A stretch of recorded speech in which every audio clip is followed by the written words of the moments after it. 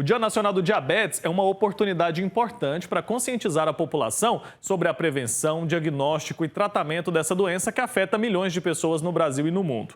Celebrado anualmente na data de hoje, 26 de junho, esse dia é uma chance, para promover a educação sobre os riscos e os cuidados necessários para quem convive com a doença. A gente vai conversar ao vivo sobre esse assunto agora com o coordenador do Departamento de Diabetes Tipo 1 em Adultos da Sociedade Brasileira de Diabetes, Levimar Araújo. Está conectado aqui com a gente. Doutor, bom dia, bem-vindo. Bom dia, Wilker. Um prazer enorme falar com você mais uma vez. O ano passado nós conversamos e esse ano estamos aqui novamente. Um abraço a todos os telespectadores da TV Pai Eterno. Sempre bom recebê-lo também, viu, doutor? Ainda mais para falar sobre um assunto tão essencial quanto esse, A gente sabe que milhões de brasileiros convivem com diabetes. Eu queria que o senhor nos ajudasse a entender a importância da conscientização das pessoas sobre essa doença que se tornou tão comum. Muito comum, e aí, Wilker, o principal ponto é que a gente tem 46% das pessoas não sabem que tem o diabetes. Todo mundo está acostumado a fazer os exames em jejum. E, na verdade, o primeiro exame que se altera é 2 horas depois da refeição. Então, é importante a gente colocar isso, fazer 2 horas depois do café, 2 horas depois do almoço, é um exame para a gente ficar mais consciente que tem essa patologia, que tem o diabetes. E também tem um outro exame que é chamado hemoglobina glicada, que é um exame de jejum, e ele pega a variação da glicose nos últimos 3 a 4 meses. Se esse valor for maior do que 6,5, já é diagnóstico de diabetes. Se ele ficar abaixo de 5,7, é um paciente sem diabetes. E entre 5,7 e 6,4, a gente chama esse paciente de pré-diabetes, Wilker. Doutor, quando que a gente deve fazer os exames, então, para avaliar a possível existência desse problema de diabetes? Olha, aquelas pessoas que têm outras patologias, por exemplo, pessoa que tem hipertensão, que tem uma cintura abdominal aumentada, que tem colesterol elevado, elas são mais propícias a desenvolver o diabetes que a gente chama de diabetes tipo 2. O diabetes tipo 1 aparece mais em jovens, em crianças, começa a emagrecer muito, tem uma sede exacerbada, acorda durante a noite para urinar, um cansaço fácil, assim como você estava descrevendo antes da gente entrar nessa transmissão. Então, aquela pessoa que está mais paradinha, ela pode ter um diabetes. Aquelas pessoas que têm familiares, O avô era diabético, a avó, é importante fazer também. Nas crianças, o diagnóstico é mais abrupto. Ela começa com um quadro, abre um quadro de muita sede, emagrece rapidamente, sem uma causa aparente. Então, isso tem que ser olhado bem rápido para a gente poder controlar e conscientizar, como bem você falou no nosso início da reportagem. Pois é, controlar é essencial, doutor? Afinal, diabetes não tem cura?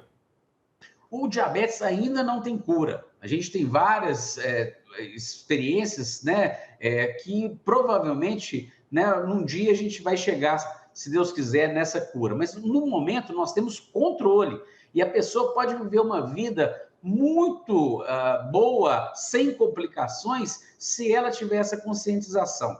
Eu falo que o diabetes é igual um pé de uma cadeira, são 4 pés. Se você quebrar um pé, a cadeira cai. Então, o que a gente precisa nos 4 pés? Uma boa alimentação, uma alimentação rica em fibras. Ela precisa de atividade física, pelo menos 150 minutos por semana, atividade física que ela escolher, uma boa medicação, e aí o médico que vai prescrever, uma medicação interessante para o caso dela. E o quarto, não menos importante, é o que a gente chama de educação. É o que nós estamos fazendo aqui agora.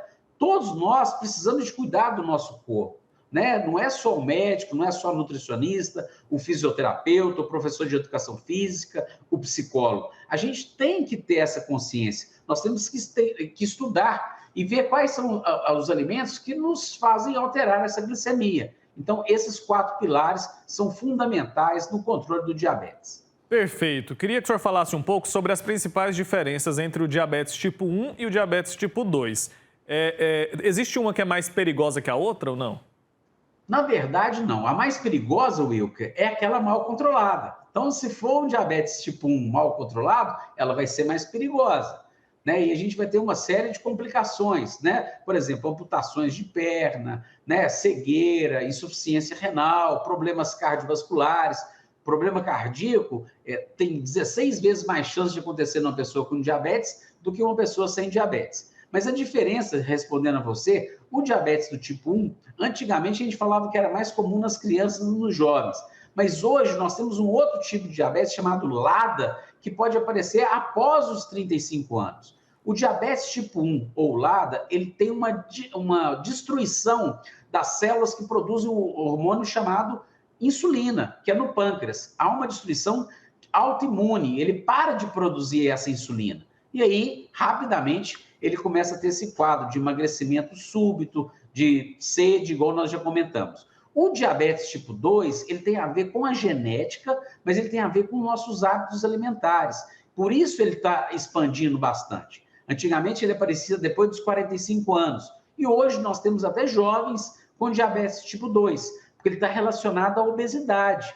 Então, a pessoa tem aquele hormônio insulina, tem até muita insulina no início do tratamento, mas ela tem uma resistência. Essa insulina, por causa da obesidade, não consegue fazer uma boa ação. Então, a pessoa eclode o diabetes. Por isso que é muito importante que o paciente com diabetes tipo 2, 90% tem obesidade. Eles precisam de emagrecer, mas principalmente diminuir essa cintura abdominal. Por isso que os hábitos de vida são importantes nessa fase. Evitar alguns alimentos, Wilker. Por exemplo, alimentos que viram açúcar muito rápido. Algumas frutas, mas a fruta é natural. Mas mesmo natural, ela faz a glicose subir muito. O diabético não vai usar mel. O diabético tem que ter um cuidado com os sucos, né? Os sucos naturais, suco de uva, suco de laranja, sobe muito a glicemia. Então, cuidado e atenção. Por isso que é importante procurar um especialista, e no caso do diabetes, é uma equipe multidisciplinar. O endócrino, né, que é o médico, né, o endocrinologista, que é o médico que vai coordenar essa ação, para ver qual que é a medicação importante, a nutricionista para fazer um cardápio especial para cada tipo de paciente. Certo, Wilker? Perfeito, doutor. Os sinais. Quero saber o seguinte: diabetes é uma doença silenciosa e que tipo de sinal ela pode dar quando esses sintomas começam a aparecer? Você me lembrou de uma coisa bem interessante com essa sua pergunta, Wilker. Na verdade, os sintomas nós já falamos, né? Os sintomas são esses de acordar durante a noite, 2, 3 vezes durante a noite, aquele cansaço fácil, desânimo, né? A boca sempre muito seca, né? São sintomas do diabetes. Já os sinais, eles podem aparecer na pele. Por exemplo, um diabetes tipo 2 pode ter o que a gente chama de acantose. Aqui no pescoço ou debaixo das axilas, começa a ficar com uma coloração mais escurecida, algumas linhas, chamada de acantose. Então, esse é um sinal de resistência à insulina e que é um sinal de resistência à insulina que pode desenvolver um diabetes. Então, fique atento a isso. E às vezes a pessoa acha que é uma sujeirinha, começa a lavar debaixo das axilas, no pescoço, mas não, é um sinal de resistência à insulina chamado acantose nígricas ou acantose nigricante. Esse é um sinal de desenvolvimento do diabetes. Perfeito. O senhor disse que o tipo de diabetes mais perigoso é aquele que não é controlado, né? Aquele que não está no tratamento adequado. Como que a gente deve fazer o diagnóstico precoce? Qual que é a importância do diagnóstico precoce para quem tem essa doença? A importância do diagnóstico precoce é a gente começar a tratar para evitar essas complicações. Veja bem, às vezes pessoas até antes de desenvolver o diabetes, elas já têm um pré-diabetes, igual eu comentei no início, ela já tem aquela hemoglobina glicada de 5,7, 5,8, ela pode desenvolver problemas oculares. A nossa tese, o ano passado, nós publicamos um artigo aqui bem interessante, olhando o fundo de olho de pessoas com pré-diabetes. E, para nossa surpresa, 7,8% das pessoas avaliadas já apresentavam alterações no fundo de olho. Então, a gente precisou de modificar a alimentação, introduzir medicações antes dela desenvolver o diabetes. Então, quanto mais precoce for esse diagnóstico, né, a gente vai ter uma atenção especial. Outro caso que nós estamos esquecendo, Wilker, que é o diabetes gestacional. É aquele diabetes que aparece só durante a gestação. entre a 24ª e a 28ª semana de gestação, a glicemia começa a subir muito. E essa criança, né, esse feto, pode ser afetado, ganhando muito peso e pode ter complicações durante o parto. Então, diabetes gestacional também é um outro tipo, né, dentro dessa classificação de diabetes, que a gente tem que ter uma atenção muito grande com as nossas grávidas. Perfeito. Então, no processo ali do pré-natal, a mulher também deve se atentar a isso e também com a alimentação nesse período, certo?